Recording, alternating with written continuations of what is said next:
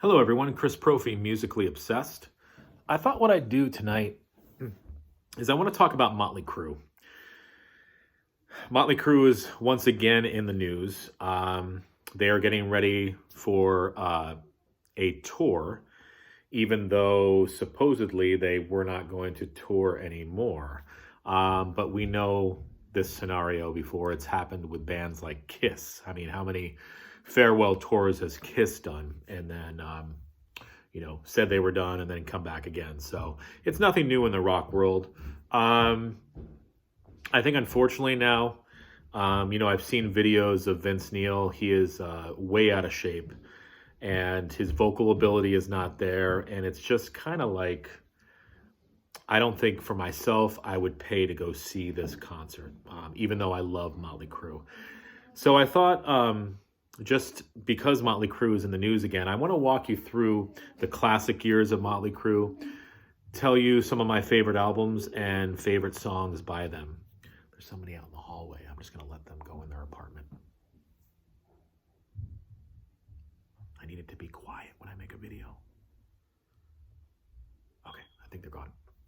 Okay, so in 1981, Motley Crue came out with the album Too Fast for Love, which happens to be my favorite Motley Crue album. I just love this album. I feel like it's got a youthful energy to it because they were young, of course. There's a punk vibe to it. There is sort of a glam vibe to it. And I feel like the songwriting, everything came together for this album. You can just tell that they were hungry for success. It was a heavy album. It was in your face. I feel like they were firing on all cylinders. Vince Neil, Tommy Lee, Nikki Sixx, Mick Mars. They were ready to take on the world. I mean, look at some of the songs on here. You've got Live Wire, Take Me to the Top, Piece of Your Action, Starry Eyes, Too Fast for Love, On with the Show. As I'm listing the songs on here, I kind of actually listed the whole album. I just love this album. It's my favorite Motley Crue album. So that was 1981, and it was a great start from Motley Crue. Now, 2 years later, in 1983, they came out with Shout at the Devil, and their look changed, and their sound changed too. It was more polished. I feel like it was heavier. There was more of a heavy metal vibe to Shout at the Devil. Plus, you get all the satanic imagery, which was big in 1983. I can see why they went for that, because that was what was selling at that time. It's still a very, very, very, very strong album. I feel like this would definitely be my number 2 album by Motley Crue. I mean, songs like Shout at the Devil, Looks That Kill, that's got a killer guitar riff. I love their version of Helter Skelter. Red Hot is awesome. Too Young to Fall in Love, and Knock 'Em Dead Kid. I mean, there's just a lot of great songs on that album. Again, Too Fast for Love is number 1 for me still, but Shout at the Devil is definitely going to be number 2. Those are my 2 favorite Motley Crue albums.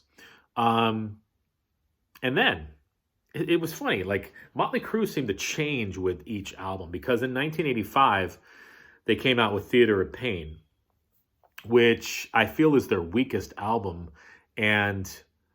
But I think for a lot of fans and people who maybe are not as familiar with Motley Crue, it tends to be the album that they go to for songs like Smokin' in the Boys' Room and Home Sweet Home. Now, Smokin' in the Boys' Room I could do without. I've heard the song. It's not that it's bad, but, it's Smokin' in the Boys' Room. I mean, how many times have we heard it? Home Sweet Home, another one. But this song, though, even though Home Sweet Home is, I would call it really Motley Crue's signature song, and I know we've all heard it countless times, it's still a song that I appreciate and I like. And I think the reason why is when I hear that piano intro, it just brings me back to my youth. So I hear that and all those memories come flooding back. And I think that's the great thing about music. And a song like Home Sweet Home, I'm a kid again when I listen to that song. I think back to going to my locker in junior high school and, reading Circus magazine and cutting out the pictures and putting them on my locker. And it just brings back all those memories. And that's what I like about it. And you know what? It's a great song too. Vince Neil does some great vocal work on that song. But there's better songs on Theater of Pain. Tonight We Need a Lover, Louder Than Hell, and City Boy Blues. The other songs, I think the production on Theater of Pain, not so good. Even reading interviews with Motley Crue, they are they are not very proud of this album. It was sort of rushed in the studio, and the songwriting definitely is not there. So it's definitely the weakest album, I feel, for me in the Motley Crue classic years. But again, you've got songs like Tonight We Need a Lover, Louder Than Hell, City Boy Blues that carry that album. Plus, you've got Home Sweet Home that, for me, it's that nostalgia. So, I go back to it, but it's definitely not one of my favorite Motley Crue albums. Then, 1987, their look changed again. Well, okay, I never talked about their look for Theater of Pain. They went for the glam look, the makeup look, the thing like that Poison was doing, the scarves and the colorful outfits and the makeup, and it was definitely glammed out. It was definitely that hair metal look, which was popular, So think about that. They started off with Too Fast for Love. They were doing sort of a glam punk hard rock sound, and then they moved into Shout at the Devil, where it was heavier. They had some leather and satanic imagery, and then they moved into Theater of Pain. It was glam and makeup and fancy costumes. And then we come to 1987 with Girls, Girls, Girls. The makeup came off, and it was more like street clothes. It was a street album. Very, very strong album. I love Wild Side. I love Girls, Girls, Girls. I love 5 Years Dead. Those are some classics for me on that album. You couldn't watch MTV back in 1987 without seeing Wild Side and Girls, Girls, Girls videos on MTV. And those songs were huge. The production on the album, it's a big sounding album. The songwriting's there. Definitely, it was a step up from Theater of Pain. And then, 1989.